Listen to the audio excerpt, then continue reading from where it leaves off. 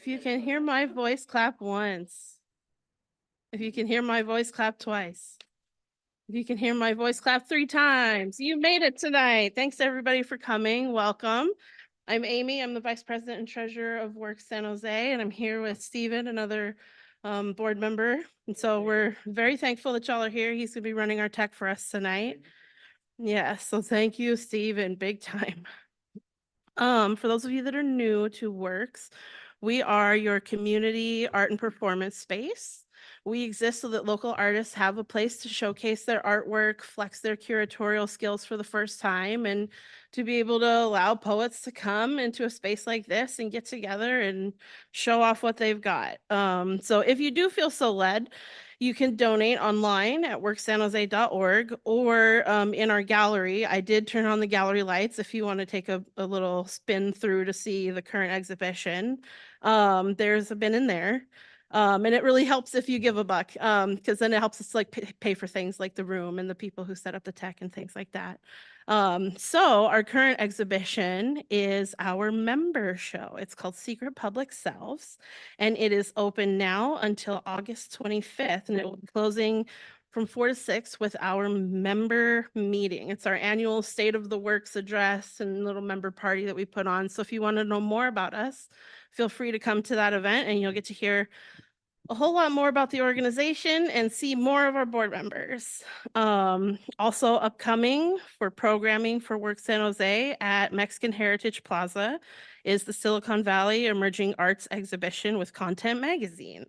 So Mexican Heritage Plaza is located at 1700 Alum Rock Avenue at King. It's very easy to find and it's got good parking. So the exhibition opens August 22nd with the Content Magazine pickup party that night. So more information about that is available at svcreates.org. So yeah, if you are on the socials, the Instagram, I think Steven's doing Instagram right now. If you're on the socials, feel free to follow us so you can see what kind of shenanigans we get up to. And speaking of shenanigans, let's bring up the one and only Rob Pesich. The master hype scene. Thank you, Amy. And thank you all for coming tonight. I'd like to start off with a land acknowledgement. We acknowledge that Poetry Center San Jose and the city of San Jose exist on the unceded land of the Muwekma Ohlone. We recognize that the Muwekma Ohlone people are alive and flourishing members of the community today and recognize their right to this land, which they have stewarded throughout generations. We acknowledge that members of San Jose community and residents of California and the U.S. continue to benefit from the use and occupation of indigenous lands. We acknowledge that this land has come under the control of various entities through violence and dishonesty, and we recognize the history and legacy of colonialism that continue to negatively impact indigenous peoples, their traditional territories, practices, sovereignty, languages, lifeways, and well-being to this day. Donate to the Bay Area-based Sogorete Land Trust, led by urban indigenous women. Recently, they had the success of purchasing the Shell Mound in Berkeley, and that was a big to-do. Now for a moment of silence.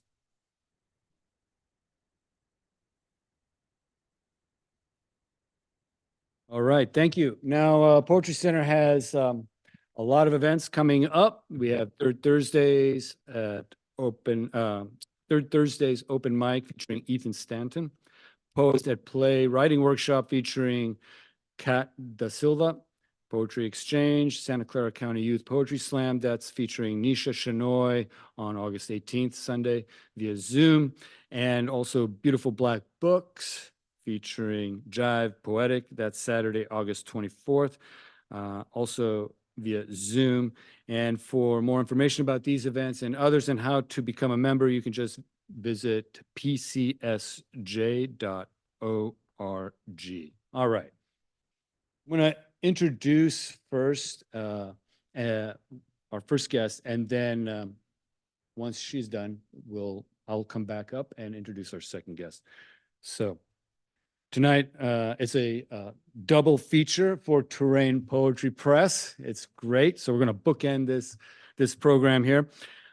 Angela Chaidez Vincent writes poetry and fiction and has a background of livelihoods in engineering, mathematics, and programming.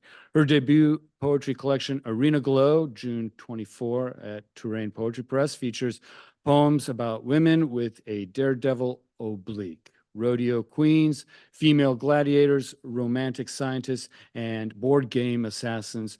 Angela's work has appeared in Oxford Review of Books, North American Review, 32 Poems, Atticus Review, and Bellevue Literary Review, among others. She is coming to us from Fresno, California. More about her will be in the chat now. Please give it up for Angela. Thank you so much.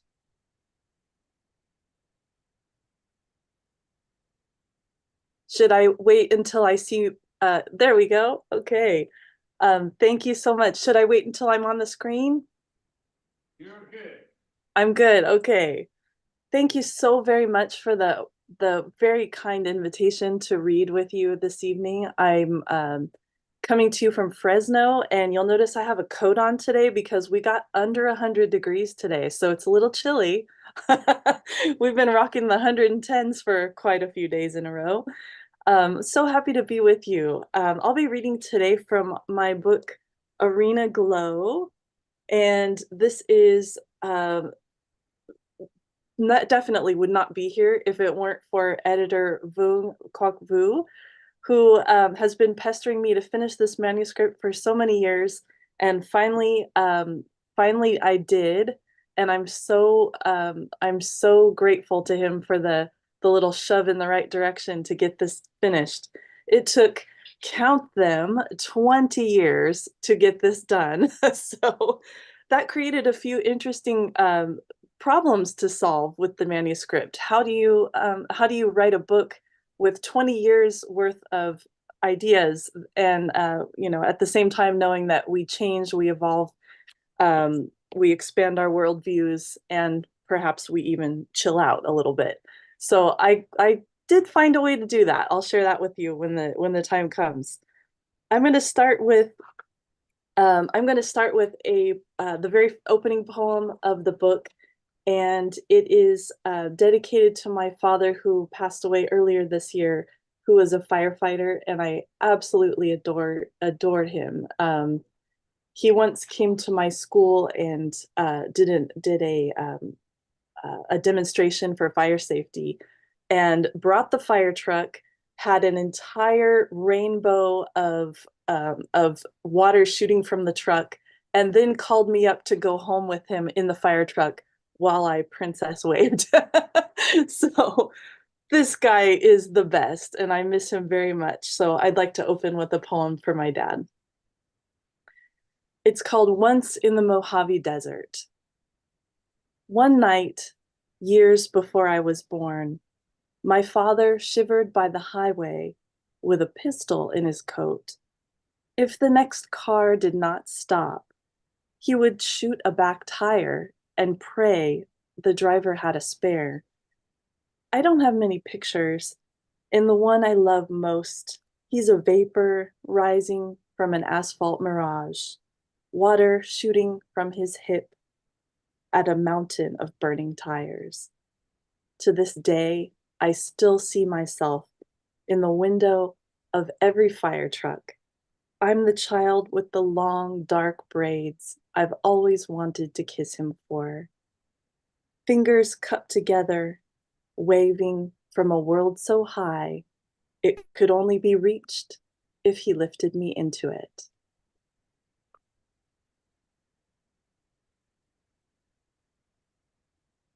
My next piece was going to be the centerpiece of the book, and then it expanded on me. I was very fascinated with female gladiators about 10 years ago, and I read a piece by the Roman satirist Juvenal in which he made fun of women who wear shin guards. And excuse me, but my mama wore shin guards. She was a rodeo performer, and still takes photographs, and still is part of that world. And I thought, how dare you make fun of women wearing shin guards? And so I had a little bit to say about that. This poem is called Great Dover Street Woman, and it begins with an epigraph from Stephen Murray from the Journal of Combative Sports. In September of 2000, the Museum of London announced that the grave of a purported gladiator dating to the 1st century CE had been unearthed in the greater London area. To the surprise of all, the broken and burnt remains in this grave were proved to be those of a woman. Here lies a 2,000-year-old woman in her 20s, based on a shard of pelvic bone.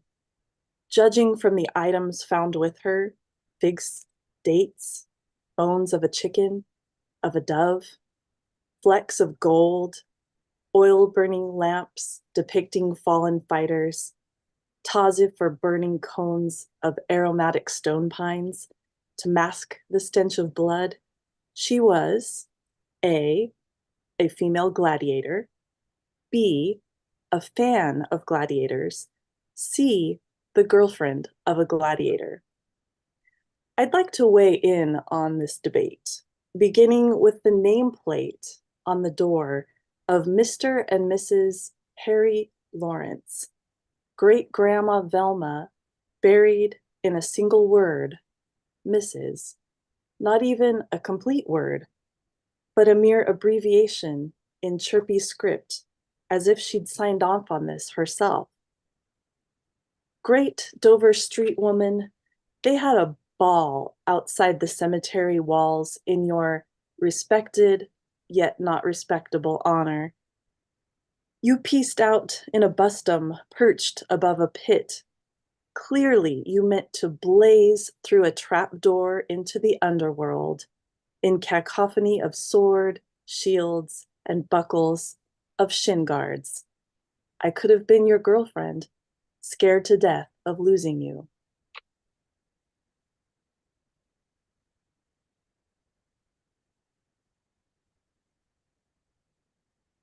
And next, I'm going to take you into one of the threads of the book, which is a little bit of playful nerdiness. This one is called ... and I'll show you since I have a screen. It's in the shape of of Earth, and it also involves an idea from geometry. So I brought a little visual aid here. We're taught in geometry that each of these sides adds up to 180, which is true, but this rests on an assumption that I had never questioned until college, that we are dealing with a Euclidean plane, which is flat, yet we live on a sphere, not flat. It makes the numbers completely different and made my head explode in an early college geometry class that it wasn't 180. This is called ... My favorite polka dot is the one on the seam of your dress, the one that rushes toward the edge of the world and spills into the underworld and meets another polka dot that's done the same. See me are those errant polka dots, those pupils of proud dragons sailing on disregard for good advice. Your whole life, you have heard that the triangle's 3 bitten off points add to 180. But one day, you venture beneath the fabric and find the flat earth assumption.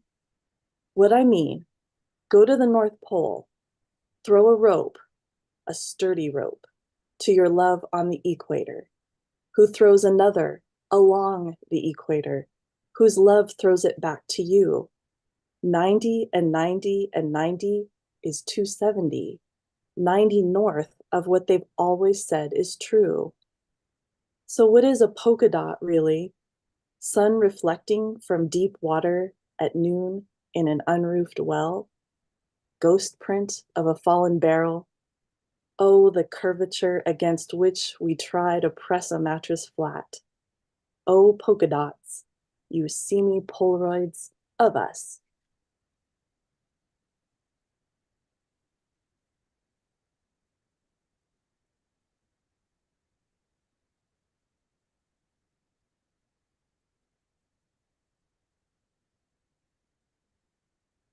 And my next piece will be about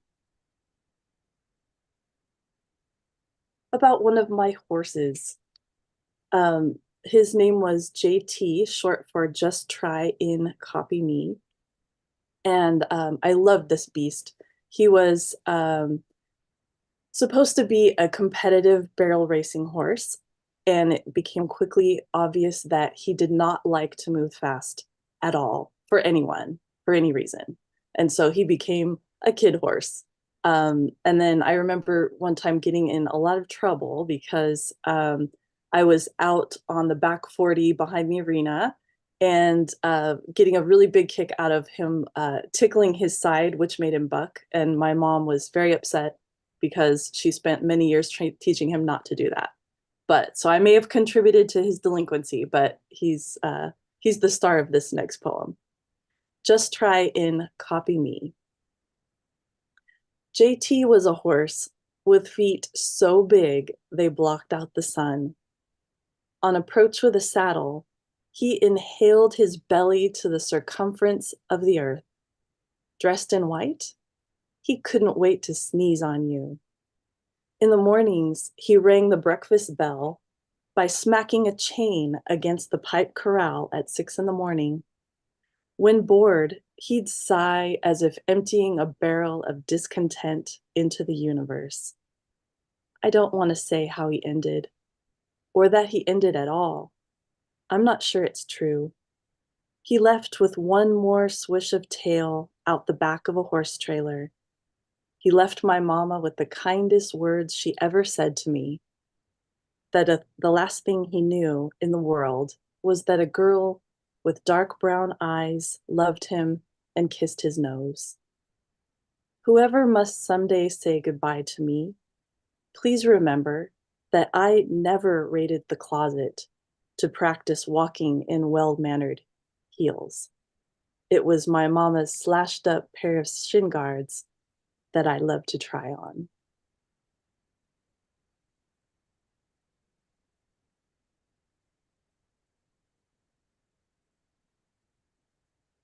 And feels like we need a conspiracy theory. Contrails are a government conspiracy. No, I want to say, they're water droplets. They're just condensation crisscrossing the arena. But sometimes I wonder, Mary, red-headed, hologram-toothed, wild, mouse-eyed Mary, lived in the house down the street. She brought me a piece of birthday cake in a Tupperware bowl full of bite marks, and my mama threw it away. I think of Mary when I stop for emergency chocolate cake, when self-checkout is down and I have to smile and say pleasant things to the cashier, push lots of buttons that ask, "Are you sure? Are you sure you're sure?" In the car, coconut shreds contrail across the roof of my mouth and my eyes are closed. But then I snap them open. How could I forget I'm in a dark parking lot? At home, I smell the neighbor's barbecue. Some dramatic film score dives from an upstairs window, through the basketball hoop, through the slats of the fence. Night comes. Copper wires are about to get slurped from the streetlights like spaghetti noodles. A tumbler of blackberry tea sits jeweled with condensation on the arm of the patio chair. Concordia discourse. The cats know more than we do. Observe their sideways glances at the toy jets in the flower beds.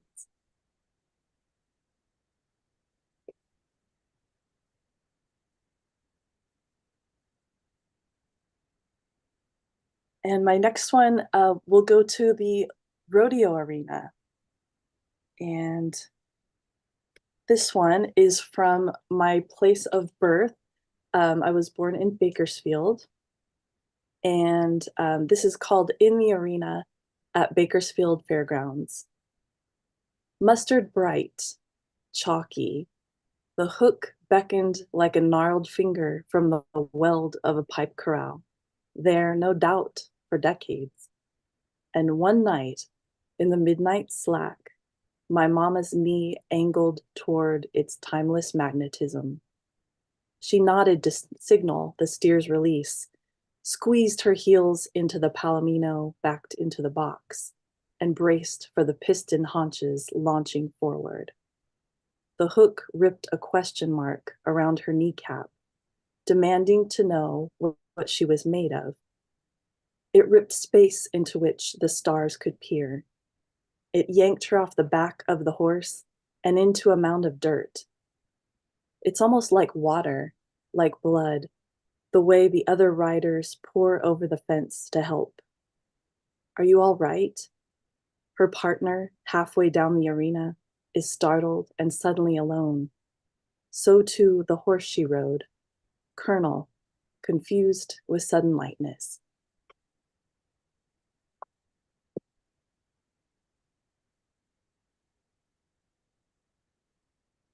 And my next piece, I think I'll read just a couple more. Thank you so much for being here. I really appreciate your being here in person and online, both. The next one I'll read is the problem that I alluded to of having many different ages and many different ideas and many different frames of my lifetime in one single book, and to have it make sense. And so the thing that that I arrived at was to assign each of the ages. So a younger woman, maybe 30 and under, I assigned to the clue character, Miss Scarlet. And then the other clue character, Mrs. Peacock, is midlife, probably around where I'm at now. And then I have Mrs. White, who I use to represent the timeless woman we grow into. And so whenever you see in the book something by Miss Scarlet, it might be kind of a younger, more youthful take on things, sassy. And then Miss Peacock has got a slight bit more jadedness. And then Mrs. White is, she's on another planet. And I aspire to be on that planet someday. So I have 3 women of clue in this book. So my poem next that I'll read is Miss Scarlet When She First Knew. One of the threads of the book is coming out in midlife and also mid-marriage. And so this is an allusion to that period of my life. Miss Scarlet When She First Knew. If my name were really Scandal, I'd find it easier to meet your gaze, to sit with you in a cloud of tissue paper at a shoe store as we try on high-heeled boots. From the neon martini sign across the street, glints of pink and green sparkle in the eyelets of the pair you lace tightly and admire in the mirror. I found a name for you too. It's Rain, surprisingly soft and rightly containing the cold, the invigoration, the strange sound of applause that follows you everywhere. Lately, I find myself staring too long at the weather page and its forecast of storms, dark gray clouds that rub off on my fingers and everything else that I touch. Last night, I saw your face in condensation, streaming down a midnight glass of water by the bed. On the window, a crack in the shape of a bowl holds the moon as delicately as I hold my breath tonight, transfixed by a single drop of water shivering on the doorknob in the moment before it knows which way to fall.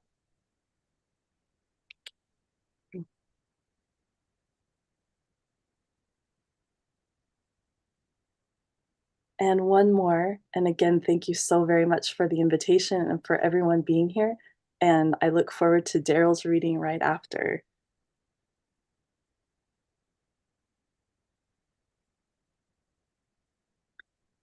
This one is called The Uniter of Here and Hereafter.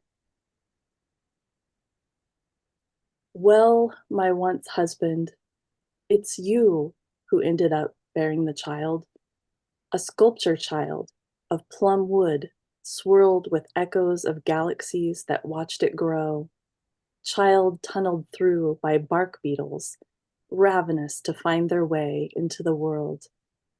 A wound is merely space where it didn't exist before. Child healed with plum epoxy, the same shade as the pen with which we drew Olympic rings across the whiteboard on our laps, dreaming of a trip to Greece together. On 4 more rings, we drew a baby carriage. One forenoon, the she-bird crouched not on the nest. This is she, I struggled to say when answering the phone. There used to be a genre for how an artist comes to be. One must, it seems, scramble up a hillside thick with pines and watch the lights go out in the town below. Dear once husband, may I, with the warmth of the afternoon light that flooded the moment in which we two together no more, we floated our rings from left hands to right. May I offer a song and praise of puffs of dust from your woodshop, sparkling with whoas and ha-has that light me still? Do you remember the Thai boys trapped in the cave from a few years ago? Those loved boys who explored to the very edge of loss, but who surfaced. Soothe, soothe, soothe. Thank you so very much. This is from Arena Glow, and I am so honored to be here. Thank you very much for your presence and for the invitation.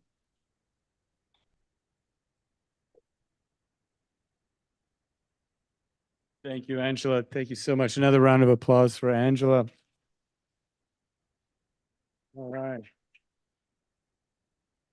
Now, for our next guest, and then we'll follow up with the open mic, Darrell Dela Cruz, formerly known as Retail MFA, writes analysis of poems on his website, ddcpoetry.blogspot.com. His work has appeared in Euphony, Center Press Review, The Laurel Review, The Crab Orchard Review, and others. Born in the Bay Area, he travels between San Jose, East Palo Alto, and San Francisco. If not writing, he zones out in video games, online forums, musicals, and the ocean. His new book for tonight, this is a love poem. Listen, please now welcome Darrell Dela Cruz.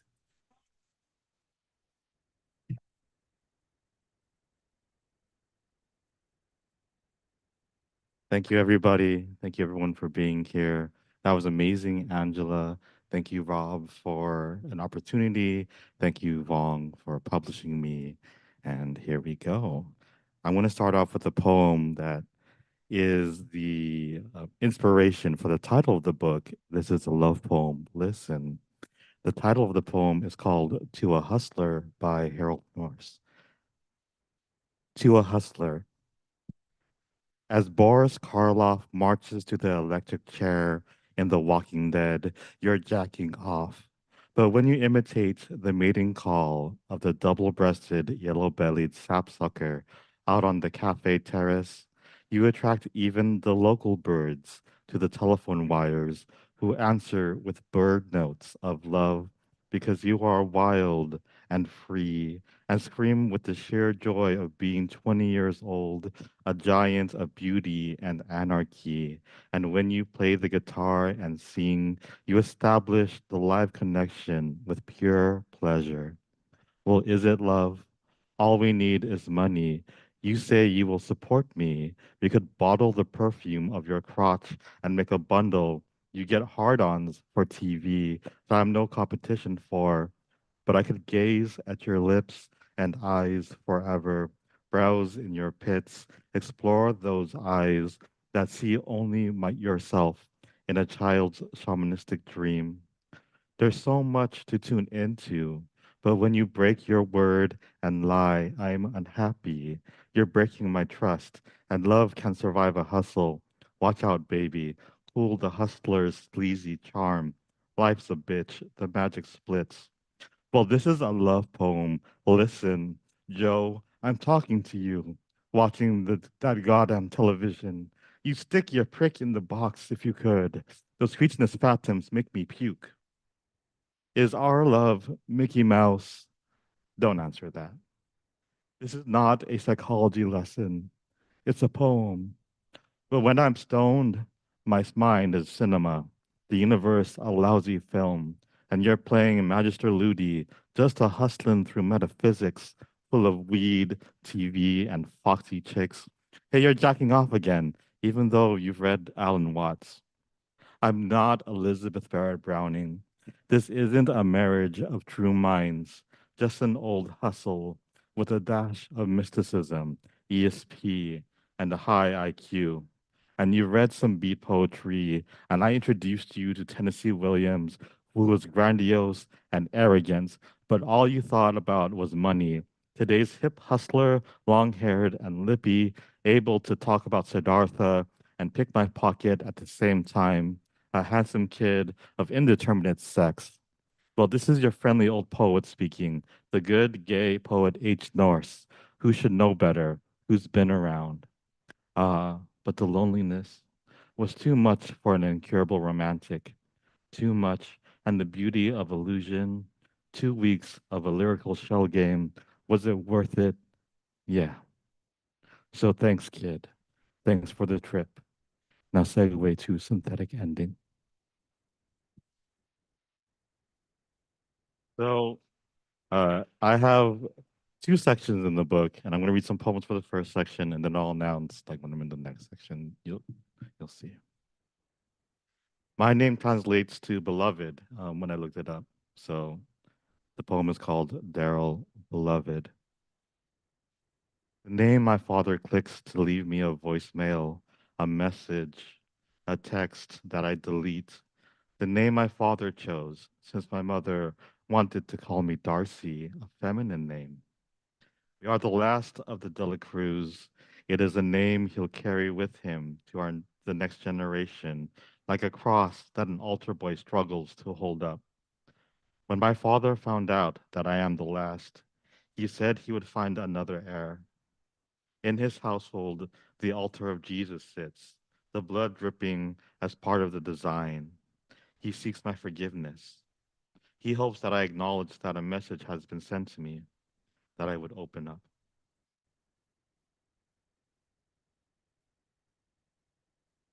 Thank you.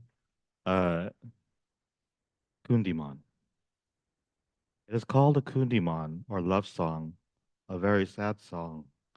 Filipinos are very sad people. Conrad from the Filipino Houseboy by Carlos Bulasan.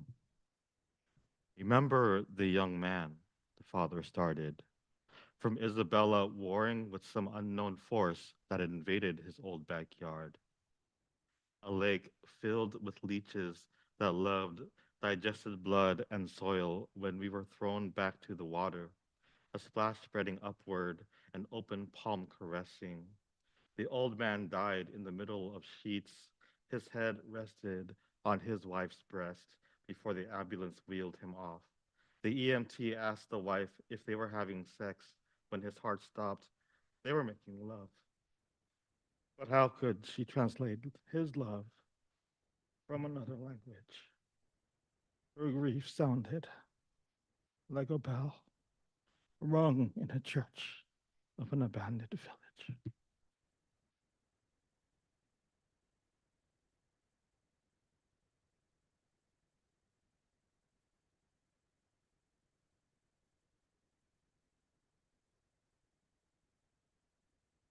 How fish drown. Fish don't really drown. I figured this out later on after the poem, but I like the title. How fish drown. At the age of 7, I asked to stay with the old men. Their fishing poles blended in with reeds growing outside the man-made lake. I sat among the droppings, duck feathers, and cigarettes. This was the smell of nature my father told me about. As a kid, he'd waste his time at a lake where he'd lay on a waiting carabao to avoid leeches and the heat. I didn't move when there was a tug on the line. An old man reeled, released the tire, pull in when there is no tension. The rainbow trout flopped close to me, no hook in its mouth. It's too late to save him, the old man warned. He grabbed the line and pulled the hook out of the mouth along with the stomach. And everyday separation. I watched the trout try to breathe as though to filter the air within the air. Thank you. Bare hands in snow. When I first sent this out, they hated my title, and I didn't know what to say. So I said, "What could you lend me a title?" And this is what they chose: "Bare Hands in Snow." I think it's a better title. I watched pieces fall and blanket the ground. The layers of snowfall hide untended weeds. I wonder how it would feel to cover my bare hands in snow, warm spreading in my fingers to a numbness. My mother laughing when she watches me fall like a blanket on the ground. She calls for me to come back inside. I cannot save a frostbitten child. He doesn't call twice. I wonder how much distance I covered to follow the tire tracks, my father's tracks, which disappear in layers over time. I watch the pieces fall and blanket the ground. And I find myself unable to return, out of breath in an expanse of white. The bare trees do not shiver. I wonder how I would find cover until someone finds me on my back, stretching my arms out to take in all the snow. I watch the pieces fall and blanket the ground. I wonder how it would feel to be covered.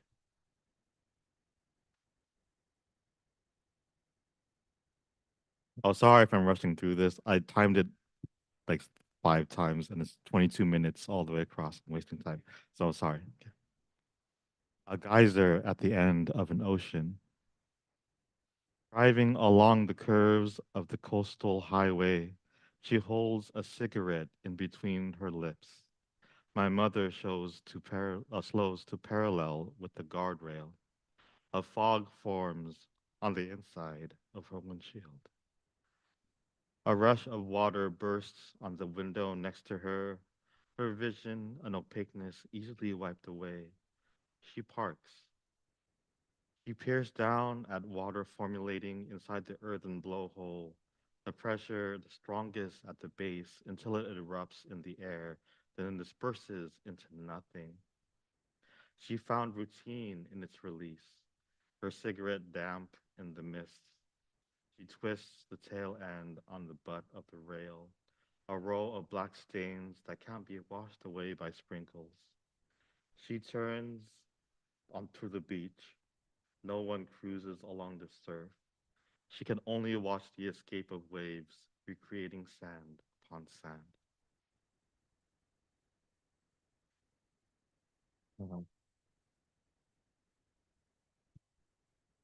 Home videos, 1989. 1. Films of former fathers and former families. At the age of 5, I lack focus, like shooting, like a shot panning over great grandfathers I don't remember the names of. I told you again how to steady the view. You don't listen. The tape cuts. The next scene shows me pretending to sleep. 2. On her wedding day, the priest proclaimed my sister as Filipino, saying how wonderful this multicultural union is. My Japanese mother is standing behind the pew.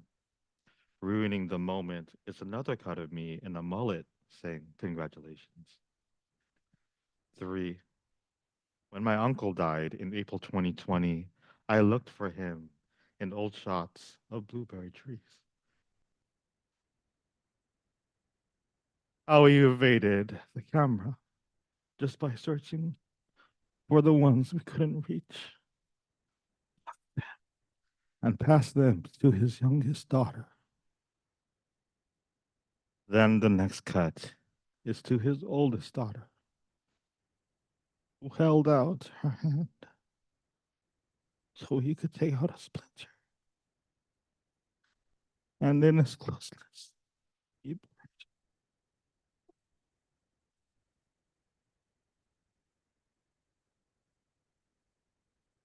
Sorry, I don't know where the emotions come from. I will, sorry. Oh, thank you. Okay. A legal novena. A novena is a prayer that happens after a funeral. And my boyfriend and I was talking, and he tells stories of in the Philippines, people are so poor that they sell a body for a cover for like gambling and trade. A legal novena. The aunties dab their tears with embroidered sleeves, while you, who lost your father,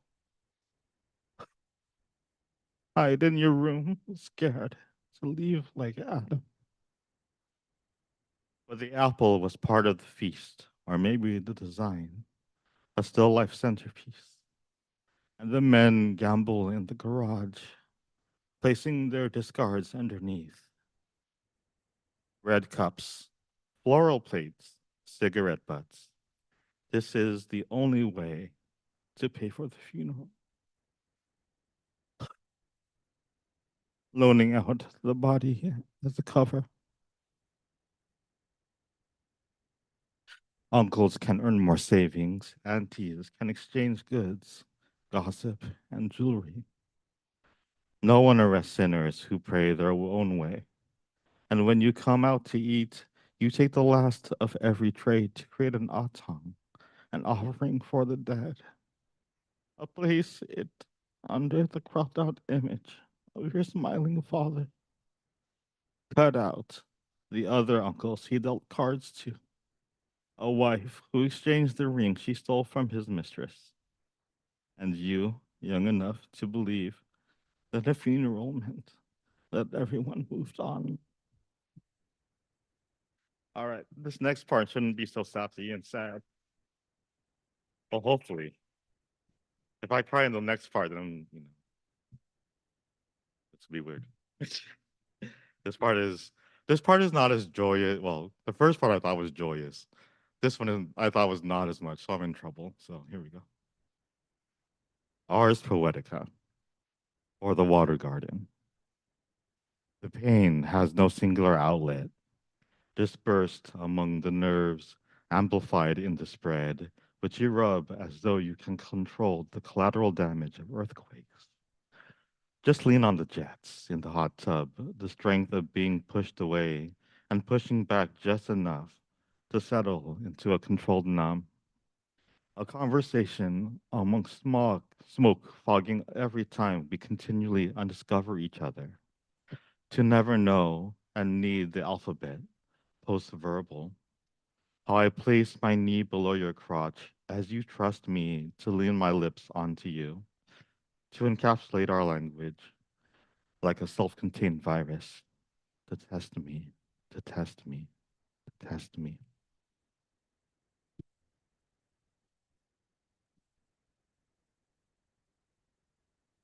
Infatuation. Infatuation. I am in love with the Marlboro man, addicted to his taste. So smooth, like a rerun advertisement where the shadows lay on the right particles. The glow of a sunset warm, then burns down to the filter. An important protection against tar that still lives like Orpheus right after he turned away. I am in love with my father's junk that he left me. The 38 Special in pieces, to be repaired for the range, where I could shoot the practice blanks. My father crafted many after many generations of self-taught lessons. The accidental burns, a reminder of the right amount differs, depending on how much impact is necessary to diffuse the situation. I am in love with the old men I hoard underneath my mattress, their green faces staring at their denomination, the pyramid with a glow for only the single top spot, shield covering the body, as though to reveal parts only for show. They erect monuments to emulate the Parthenon, but replicated gods have no value until they are exchanged.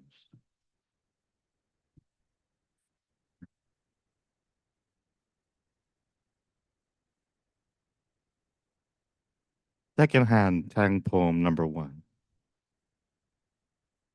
How can we position the moon for our advantage?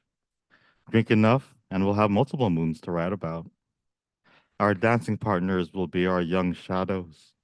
They'll grow distant from us. Our friends will partake on the honorable food left out for our ancestors. Flies preying on top of a bowl of rice. Rats washing themselves in the last of our alcohol. We drink from the same pond Lipo drowned in. We weren't even thirsty.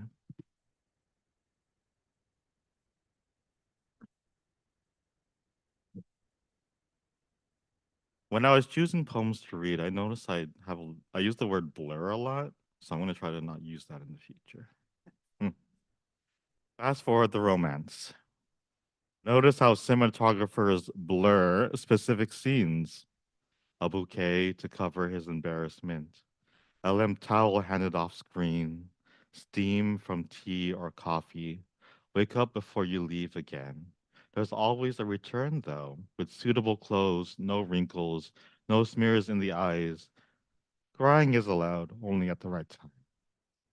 Repeat, repeat. It is one way of learning, even through continuous endings. Kiss, kiss. The end always in love.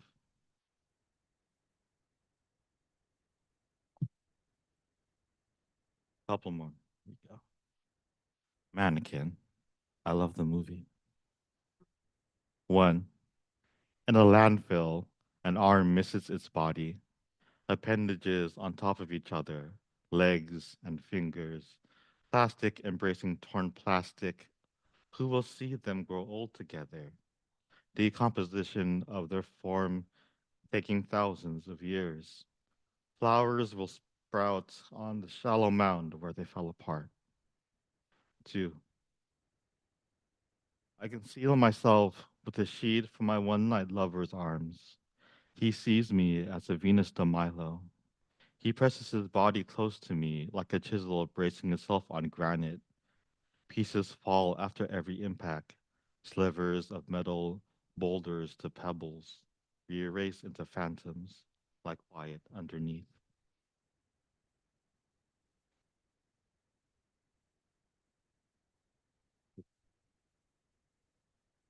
Meditation after one night. Oh, that's loud.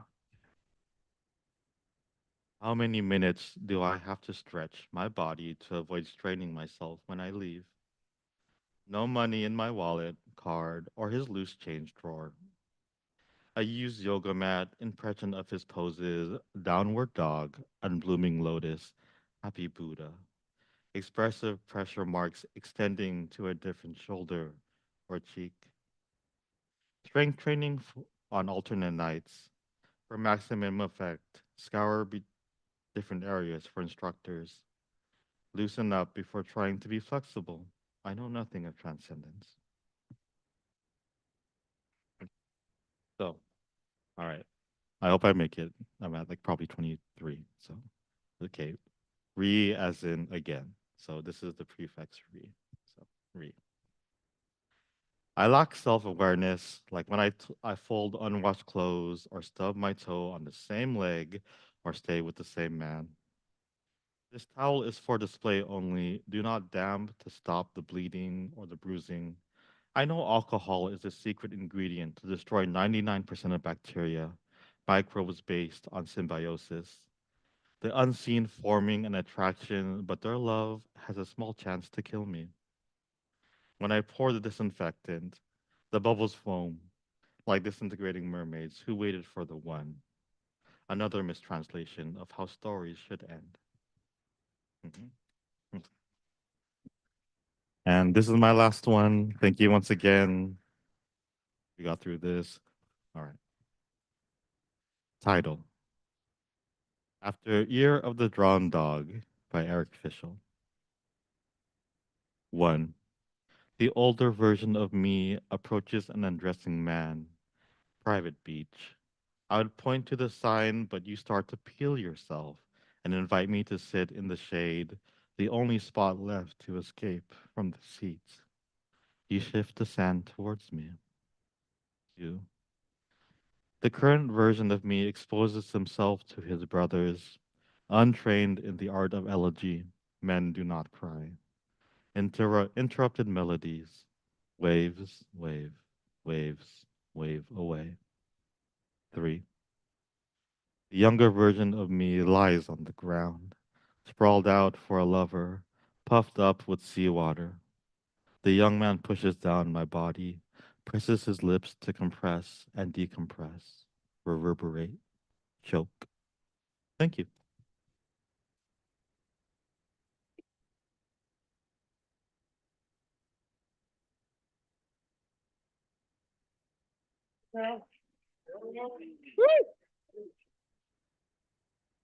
Thank you, Angela. And thank you, Wong Wu. You're up there in the corner there. We can see you. Thank you so much for bringing them forward. We're going to take a little break here, restroom, and see Darrell for books. Help yourself to food, and then we'll follow up with the open mic. All right. The open mic list is there on the table. All right.